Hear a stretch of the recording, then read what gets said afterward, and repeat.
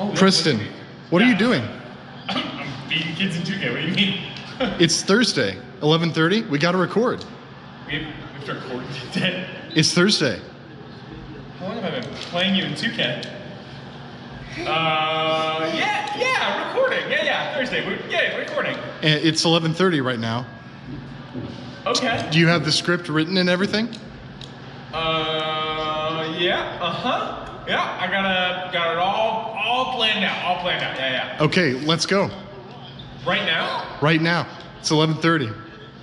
Alright, we're gonna finish this later. Okay. All right, you ready? Yeah, ready? And action.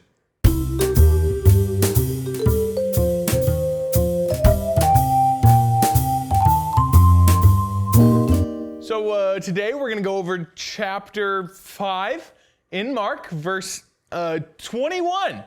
In verse 21, Jesus is teaching to a really large crowd. Jesus, we need to learn. Yes, Jesus, teach us, Jesus. Jesus, we need teach us, Jesus. Let's go, Jesus, let's go. When all of a sudden, this dude named Jairus runs up to him. Wait, who's Jairus? Did I tell you who Jairus was?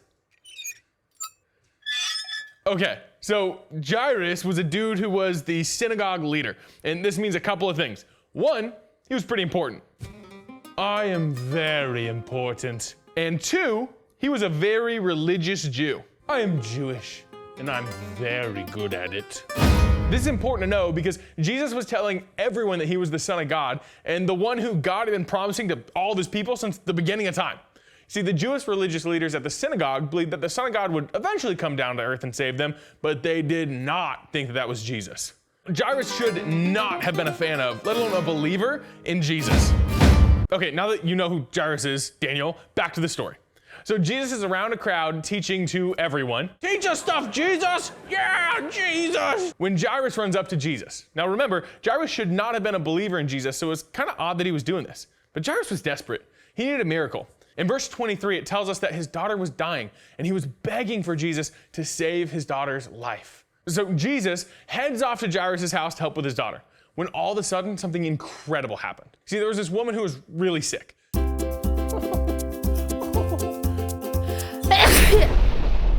She had spent all of her money on doctors, and no one could heal her. No one could help her. Don't worry, lady. Just give me a little bit more money. I will make you better. Trust me. I am a doctor. Look at my clipboard. She had no hope left. She couldn't get better and she wasn't doing well at all. But when she heard about this guy named Jesus, she decided that her best shot was that if she could just touch his clothes, the power of the Son of God could heal her, could make her better. I don't know about you, but I've never heard of magical healing clothes. This woman had a ton of faith. And guess what? When she touched him, she was healed.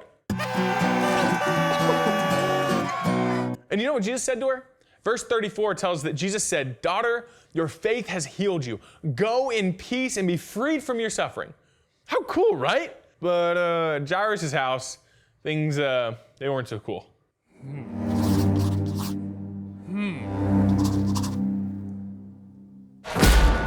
Jairus' daughter had died.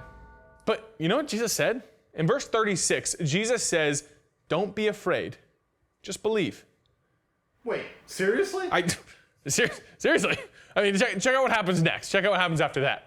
Jesus walks into the house, sees a bunch of people all sad, and says, "This child is not dead, she's just asleep." And verse 40 says that everyone laughed at him.